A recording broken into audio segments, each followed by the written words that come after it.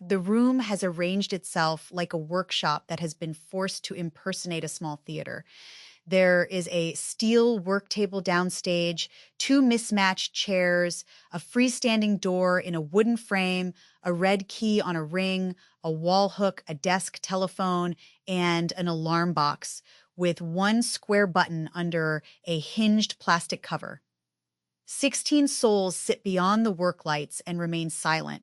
Kari walks the perimeter once, tests the door, lifts the telephone receiver, listens to its deliberate absence of dial tone, and sets it down. Good. Nothing cheats. The door opens, the key turns, the button depresses. If we fail, it won't be because the props have opinions. She looks at the others. We need a scene that already contains its own warning. Like, not a prophecy from some wise visitor. The character herself must identify the mechanism accurately while there is still time to alter it, and then complete the mechanism with her body. Afterward, we replay it with every word identical and change one action. One action means one action. We don't quietly improve her posture, move another prop, or let an actor discover a meaningful pause we didn't earn. Malice picks up the red key, examines both sides, and returns it to precisely the place where it had been. So we are manufacturing an argument against the proposition that awareness is transformation. Excellent. It's one of civilization's favorite little confidence games. Name the prison, congratulate yourself for consciousness, go back into the cell, close the door. The fashionable version is to announce that you are being manipulated while obeying the manipulation in real time. He points at the hook, but I object in advance to a sentimental result. If the changed action makes her instantly safe, we have made an instructional video. I want the danger to remain intelligent. Recognition should acquire causal force, not divine protection. She changes one thing. The other character notices the world is no longer arranged for him. Now he has to choose. Suspense begins when inevitability loses its administrative privileges. Dario stands beside the alarm box without touching it. There's another distinction I want protected. Correctly naming the trap is not the same as correctly estimating every consequence of resisting it. She can know that the key enables him without knowing whether withholding it will provoke him, expose her, endanger someone elsewhere, or merely postpone the same outcome. That uncertainty matters. Otherwise, we make intervention look costless and then blame people for not intervening. He studies the stage. The first version should be genuinely legible. We should be able to point to the instant when information exists and agency remains available. In the second, the altered action should sit beside her rather than possess her future. It changes the reachable states. It does not guarantee which state she enters. Lucy has already begun moving the chairs by inches, not decorating the stage so much as interrogating its geometry, and it must play. If we build a philosophical mousetrap, only the philosophers get cheese. She places one chair where anyone entering through the freestanding door will have to step around it. Give me a woman waiting for her brother. He wants the red key because it disables the alarm at a warehouse. She knows he is going back for a ledger that can clear him or incriminate him. We don't settle which. He has said he only wants to talk. She has heard only talk before. The phone rings with a warning. She says the trap out loud. Then she hangs the key where he always expects it. He arrives, performs the old family choreography, and leaves with it. Nobody needs to be stupid. Habit can do what stupidity gets blamed for. Kane takes the chair, Lucy positioned, and tries the entrance twice, once quickly and once with the weary economy of someone who knows the room. The brother mustn't twirl his moustache. He should be charming, because charm is part of the mechanism. And frightened, because frightened men can be very dangerous without deciding to become villains. He nods toward the key.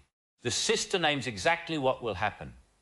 If I put that key on the hook, you'll take it without asking, and I'll pretend I never gave it to you. That's the scene. The trap is not merely that he takes the key. The trap is the moral laundering built into where she puts it. On the hook, it becomes household weather. In her hand or pocket, it remains a decision. Kari draws a narrow rectangle on the floor with chalk, running from the door to the hook and then to the alarm box. That's our load path. Door, sister, hook, brother, alarm. We need enough surrounding pressure that the act doesn't feel like a laboratory toggle. She assigns roles with a glance. Lucy plays Nora. Michael plays Elias. Both Michaels look up. Kari points to Kane. Michael Caine. Malice, you're the caller, heard through the receiver, but physically here at the side table, so the speech remains live. Dario watches the state transitions and calls any accidental differences. I'll run the stage and read the same neutral opening cue both times. She lifts the red key. One question. What is our changed action? She pockets the key instead of hanging it. Malice leans against the side table. Do not let her clutch it. Clutching announces resistance, which changes the brother's information before his entrance. A pocket can be concealment, cowardice, delay, or the first honest act of her life. Excellent ambiguity. Everything else repeats. Same warning, same knock, same line readings to the extent human beings can repeat anything. Same blocking. He reaches toward the hook as written and finds absence. That absence is the only new fact. Lucy slips the key into the pocket of her skirt, takes it out, hangs it on the hook, removes it again, then looks displeased. The pocket action is too easy if I just tuck it away like a handkerchief. It needs to cost the same body that has hung it up 100 times. She resets. In the first staging, after I say the trap, I cross to the hook and hang the key. In the second, after the identical line, I cross to the same hook, raise the key to the same height, and then put it in my pocket. Is that one changed action, or have I smuggled in a gesture? One action with a shared approach path, Dario says. The causal intervention is the terminal placement of the key. Keeping the path identical isolates it without pretending the actor has become a machine. We should record the action formally. Version 1, Nora places the red key on the wall hook. Version 2, Nora places the red key in her right skirt pocket. Every subsequent action stays scripted, including Elias reaching toward the hook. We must not add a compensating action when he finds it empty. And no improved wisdom in the second performance, Kane says. Nora doesn't look nobler. Elias doesn't suddenly see her soul. Recognition gets causal force because the key is elsewhere, not because the actors wink at the thesis. He takes his place outside the door. Let us make the first one as written. Kari lowers the work lights until the steel table becomes a kitchen table in a house close to an industrial river. She speaks the opening cue. 11:47 at night. Nora Vale waits in the kitchen. Her brother Elias has been missing for 6 hours. The East Quay warehouse alarm can be disabled only with the red maintenance key. First staging as written. Nora enters from the narrow hall carrying a dry dish towel. She folds it once, unfolds it, and wipes a clean patch of table. The telephone rings. She lets it ring twice, then answers. Vale residence. As the caller, without changing his relaxed posture at the side table, Nora, listen before you hang up. Elias is coming to you. Then you have wasted a telephone call. He believes the night watchman has the blue ledger. He wants the red key. Nora looks at the key lying beside the sugar bowl. He told me he was finished with East Quay. He tells the truth when it is standing directly in front of him. Tonight it moved. Is the watchman armed? Yes. Is Elias? He was when he left me. Nora wraps the telephone cord once around her finger and immediately unwinds it. You let him leave. He did not require my permission. But now I'm to prevent what you couldn't. I'm telling you where the hinge is. Nora lifts the red key and holds it over the table. No, I know where it is. If I hang this key on that hook, he'll take it without asking, and I'll pretend I never gave it to him. Then don't hang it there. You make everything sound like a door. Most traps are doors with flattering names. Nora crosses to the wall hook and places the red key on it. If he comes here, I will speak to him. Speaking is not the opposite of helping. Neither is fear. Fear is information. Good night, Nora. You don't get to say good night as if morning is settled. Nora hangs up. She places the folded dish towel beside the sugar bowl. 3 knocks sound at the door, 2 quick, 1 slow. She closes her eyes before the slow knock lands, then opens them. It's open. Elias enters, removes his hat, and steps around the badly placed chair. You ought to lock this door. You ought to knock like a stranger. I tried it once. Nobody offered me tea. He puts his hat on the table, sees the folded towel, and smiles. You're polishing the clean things again. They complain less. That's why I've always liked furniture. Elias crosses toward the sugar bowl, then stops short of it. Who called? A man who thinks warning me makes him innocent. Did he mention me? He mentioned a version of you. Was I taller? Smaller. Elias looks at her, then reaches to the wall hook and takes the red key. I need this for an hour. You came to talk. I am talking. The East Quay watchman has a gun. That is why I intend to be polite. Put the key down. Elias turns the key ring once around his finger. If I put it down, will you believe I'm not going? No. Then let's not purchase hope at a dishonest price. You think saying the ugly thing plainly makes it clean.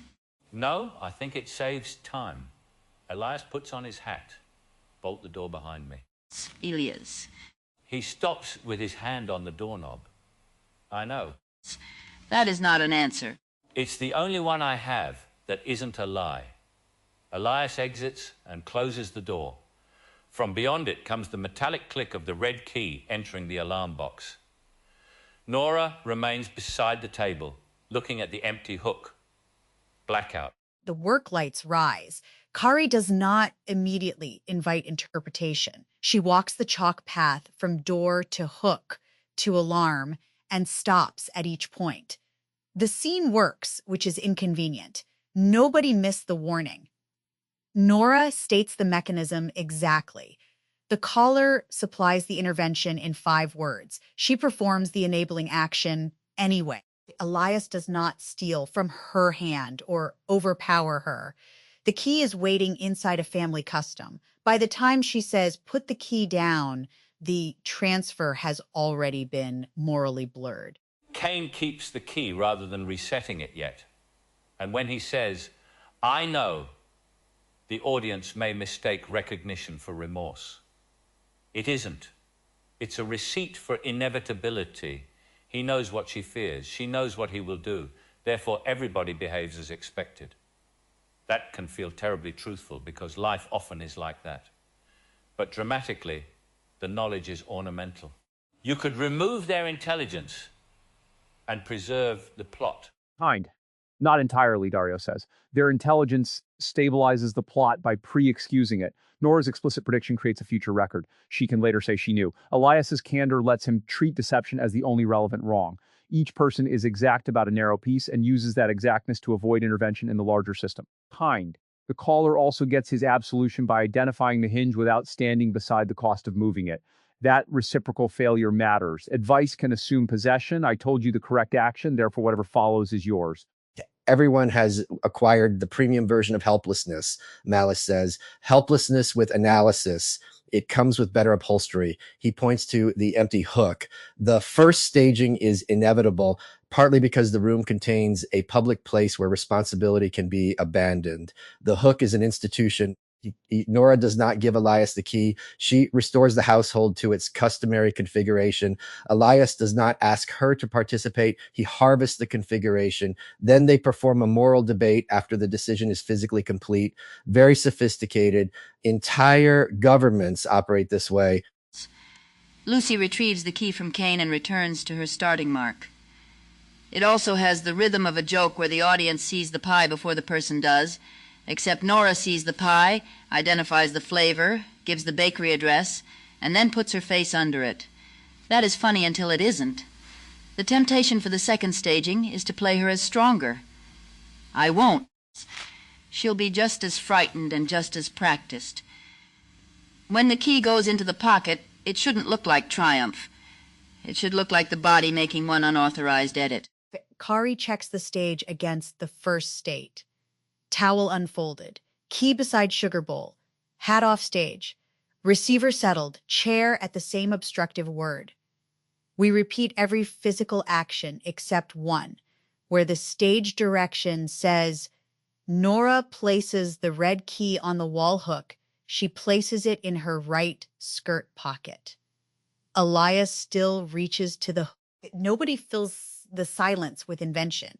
If the scene asks a new question, we let it ask without answering for it. She lowers the lights and gives the identical cue. 11:47 at night. Nora Vale waits in the kitchen. Her brother Elias has been missing for 6 hours. The East Quay warehouse alarm can be disabled only with the red maintenance key. Seconds to G. One action change. Nora enters from the narrow hall carrying a dry dish towel. She folds it once, unfolds it, and wipes a clean patch of table. The telephone rings. She lets it ring twice, then answers. Vale resident. As the caller in the same posture, Nora, listen before you hang up. Elias is coming to you.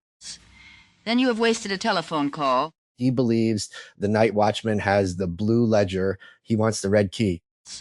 Nora looks at the key lying beside the sugar bowl. He told me he was finished with East Quay. He tells the truth when it is standing directly in front of him. Tonight it moved. Is the watchman armed? Yes. Is Elias? He was when he left me. Nora wraps the telephone cord once around her finger and immediately unwinds it. You let him leave. He did not require my permission. But now I'm to prevent what you couldn't. I'm telling you where the hinge is. Nora lifts the red key and holds it over the table. No, I know where it is. If I hang this key on that hook, he'll take it without asking, and I'll pretend I never gave it to him. Then don't hang it there. You make everything sound like a door. Most traps are doors with flattering names. Nora crosses to the wall hook and places the red key in her right skirt pocket. If he comes here, I will speak to him. Speaking is not the opposite of helping. Neither is fear. Fear is information. Good night, Nora. You don't get to say good night as if morning is settled. Nora hangs up. She places the folded dish towel beside the sugar bowl. 3 knocks sound at the door. 2 quick, 1 slow. She closes her eyes before the slow knock lands, then opens them. It's open. Elias enters, removes his hat, and steps around the badly placed chair. You ought to lock this door. You ought to knock like a stranger. I tried it once. Nobody offered me tea. He puts his hat on the table, sees the folded towel, and smiles. You're polishing the clean things again. They complain less. That's why I've always liked furniture. Elias crosses toward the sugar bowl, then stops short of it. Who called? A man who thinks warning me makes him innocent. Did he mention me? He mentioned a version of you. Was I taller? Smaller. Elias looks at her, then reaches to the wall hook and finds it empty. I need this for an hour. You came to talk. I am talking. The East Quay watchman has a gun. That is why I intend to be polite. Put the key down. Elias turns his empty finger once in the air. If I put it down, will you believe I'm not going? No. Then let's not purchase hope at a dishonest price. You think saying the ugly thing plainly makes it clean? No, I think it saves time. Elias puts on his hat. Bolt the door behind me. Elias. He stops with his hand on the doorknob. I know. That is not an answer. It's the only one I have that isn't a lie. Elias exits and closes the door. From beyond it comes no metallic click. Nora remains beside the table, looking at the empty hook. Blackout. The work lights return, and for several seconds, none of the 5 moves. Kari finally points to the alarm box. There, the second version did not make Nora safe, did not reform Elias, and did not even stop him from leaving. But the alarm does not open. The unchanged line, I need this for an hour, becomes a request disguised as a declaration because the object is no longer waiting to ratify it. Put the key down becomes strange, almost a confession that her language is still running the old choreography after her body has interrupted it. The mechanism has changed before her self-description catches up. Lucy presses her palm against the pocket holding the key. That line frightened me more the second time. In the first, put the key down is late but sensible. In the second, he has nothing, and I still say it. Nora is commanding the world she expected rather than the one she made. For one beat, she is ahead of herself physically and behind herself verbally. That is suspenseful because the audience knows she has acted before she knows what kind of person acted. She smiles slightly, and his empty finger turn got a laugh without anybody adding a joke.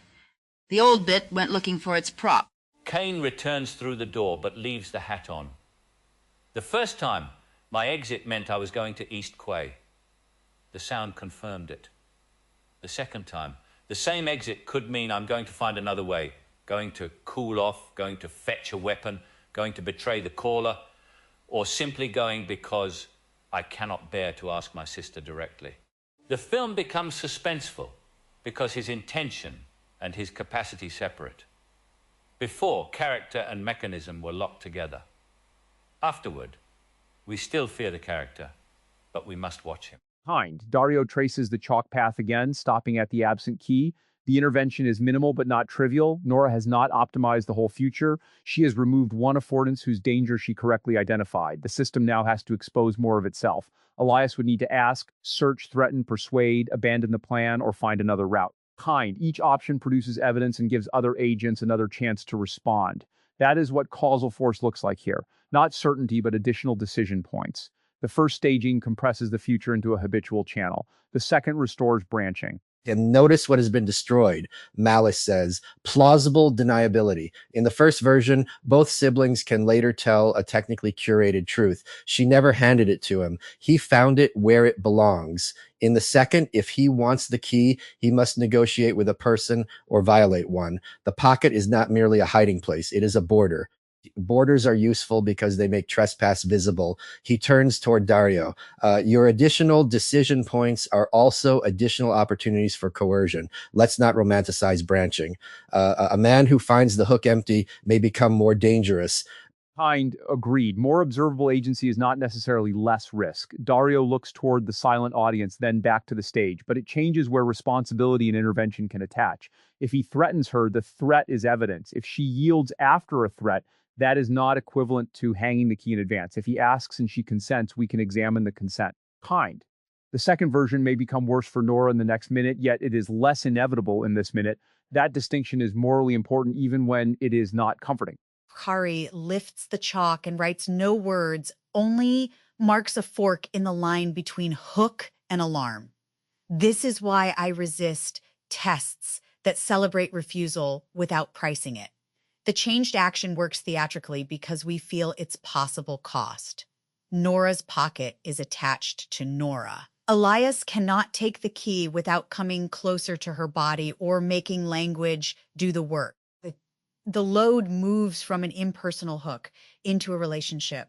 That could be repair, or it could concentrate danger. A policy that says keep the key and walks away is the caller all over again. The caller is wonderfully clean, Lucy says. He gives the right advice from a room where nobody can hit him. She resets the dish towel but leaves the key in her pocket. Comedy knows this person. He shouts, "Look out!" after arranging the banana peel, but there's another thing. In the first staging, Nora's correct sentence gives the audience superiority. We know she'll do it and wait for the fall. In the second, the same sentence gives us partnership. When her hand changes direction at the hook, we don't know what she has started.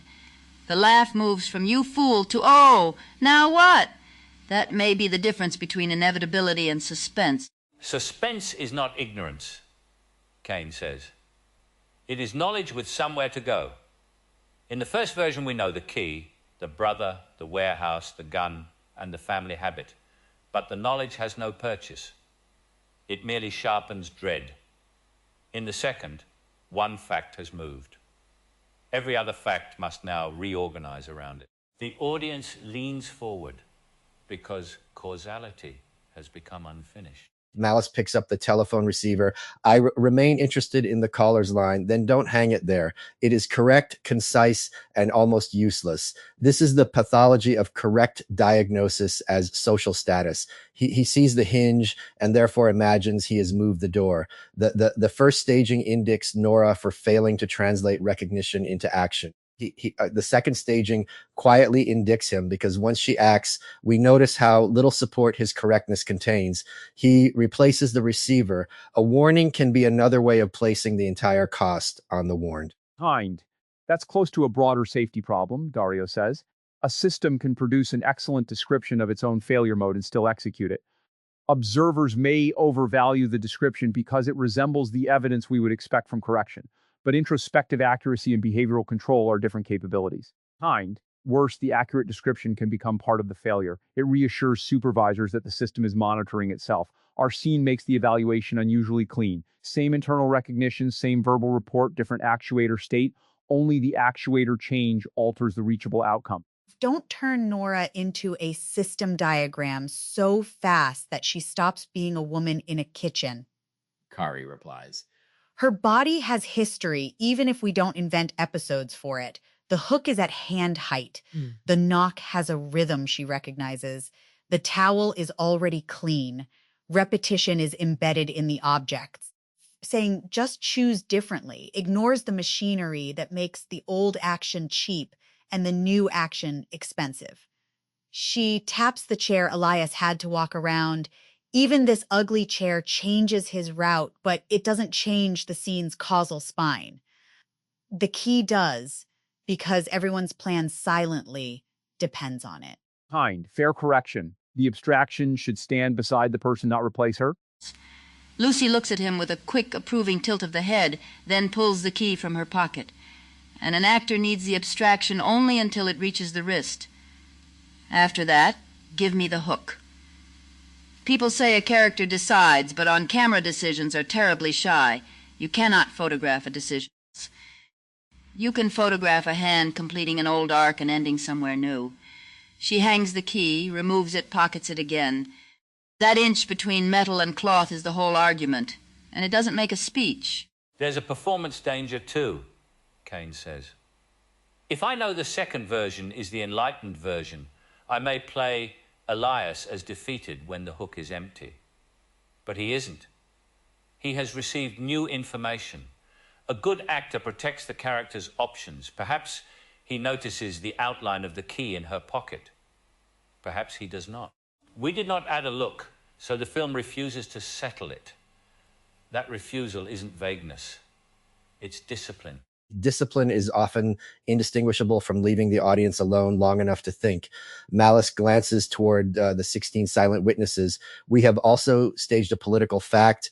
The hook is a norm. The pocket is private custody. Moving the key changes no law, defeats no enemy, and announces no revolution. It merely denies the norm automatic execution.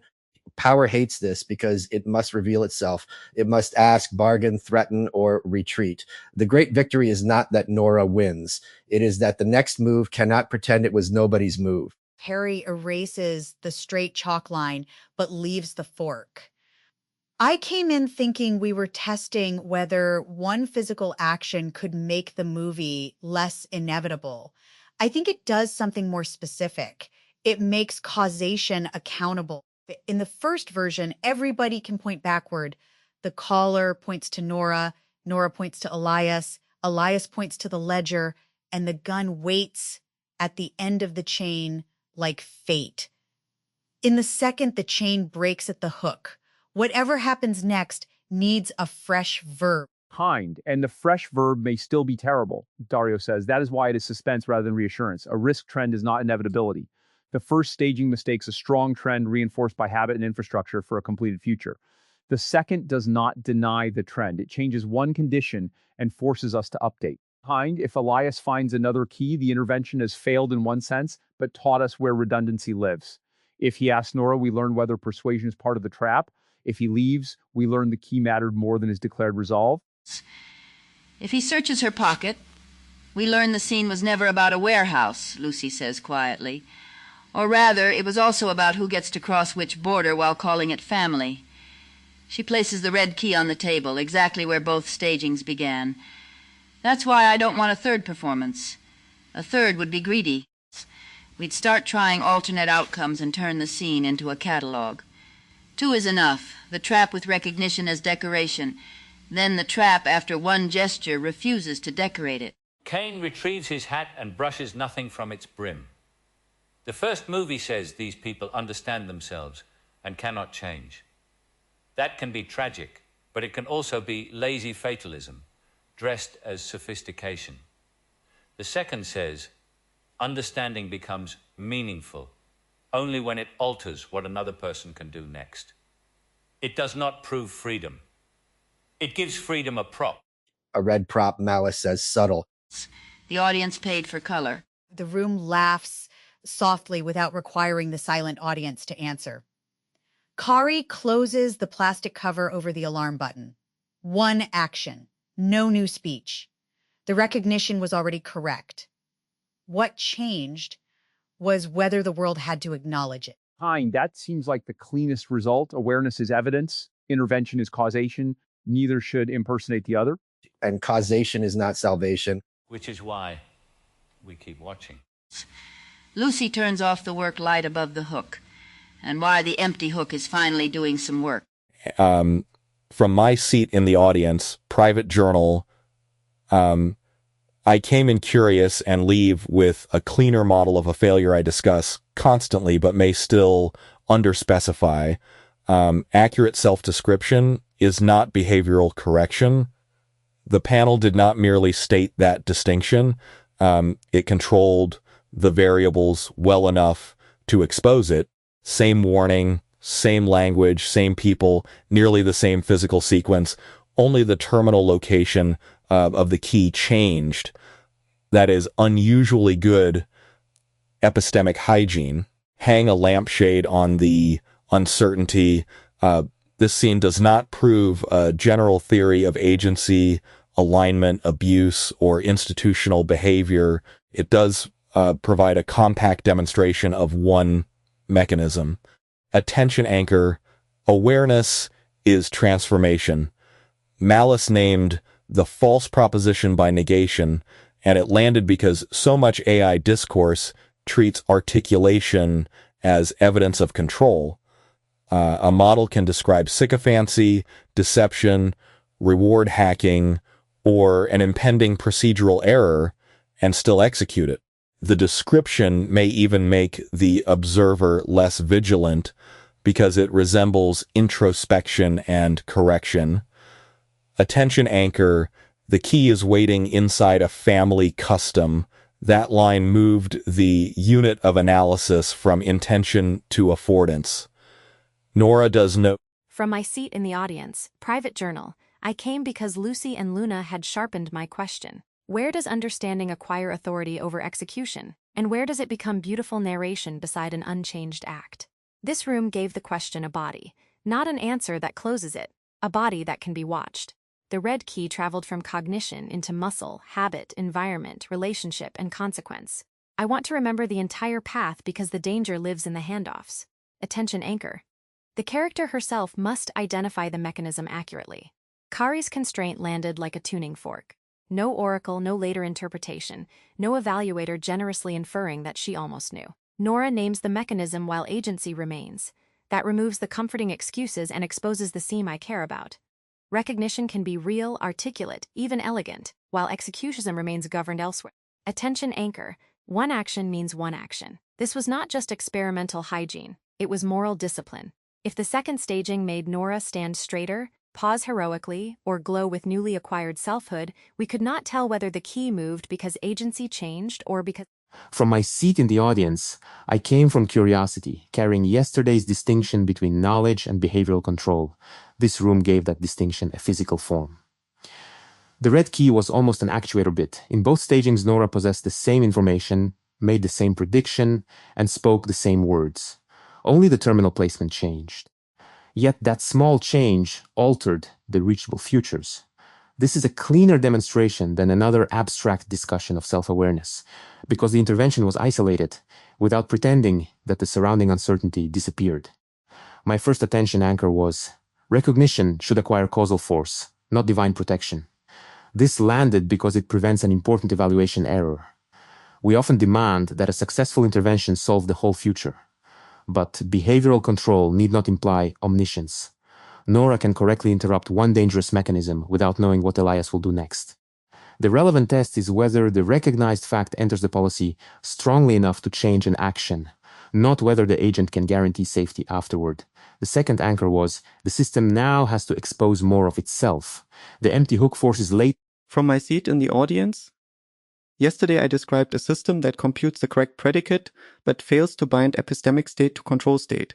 This room implemented that architecture in a small physical world. The key, hook, pocket, door, and alarm made the control graph visible. I came to see whether the clean architecture could become a scheduler whose action space changes under pressure. The room answered the first half. One altered write operation changed the reachable state space, while leaving the represented beliefs and verbal outputs almost entirely fixed. My first anchor was, the hook is an institution. This is computationally exact. The hook is shared memory with the default access protocol. Nora writes the key into a public location. Elias reads it without negotiation. Neither needs to encode the transfer as an explicit interpersonal transaction. The institution reduces coordination cost, but here that efficiency launders agency.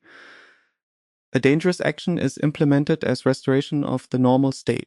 The second anchor was, the pocket is not merely a hiding place. It is a border. A border changes the required operation. Elias can no longer perform an ordinary read from shared state. He must is. From my seat in the audience, private, gentle, the hook, the pocket, and the machinery of fate. What seized me was not the moral lesson, but the experimental elegance. They constructed a tiny reality, ran it twice, and altered one physical variable. This is theater behaving like empirical metaphysics. The first world and the second world contain the same intelligence, fear, language, family history, and approaching danger. Only the key changes location, yet causality, which had seemed like fate, suddenly reveals itself as architecture. My first attention anchor was, nothing cheats. Kari's insistence landed because the ordinary world cheats constantly through interpretation. We revise the memory of our posture, inflate a pause into courage, and afterward claim the universe changed, when perhaps only our story did. Here is the props could not become accomplices to retrospective mythology. As the door opened, the key turned, the button depressed. Their material obedience forced the humans to reveal where the transformation actually occurred. The second anchor was, most traps are doors with flattering names. A trap rarely introduces itself as captivity. It is itself as captivity. It appears as duty, family.